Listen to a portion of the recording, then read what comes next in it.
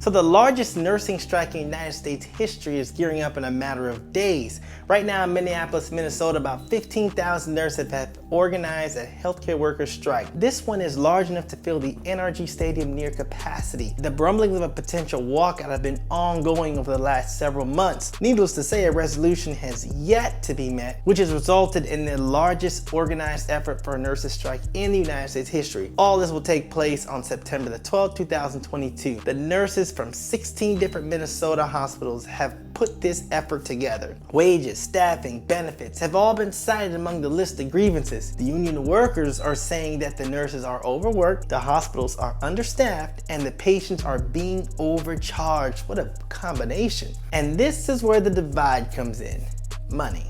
The nurses are seeking a 30% increase to pay and benefits over the next 3 years. The hospital leaders say this is financially impossible after they're stating that the last 2 years have put them in a financial strain coming off the pandemic, which has, according to them, has resulted in multi-million dollars in losses. Hospital leaders are instead offering to give raises of 10% over the next 3 years, which they say is still the largest raise for nurses in the last 15 years. One hospital spokesperson is speaking out and calling the nurses' economic demands unreasonable, unrealistic, and unaffordable. With all this talk of money, the next thing you should ask are what's going on with the patients. Who will take care of them when the nurses are on strike? Well, I'm glad you asked, because travel nurses from across the country will be flying in by the hundreds to recover the deficit. Sounds good if you're given a heroic story, except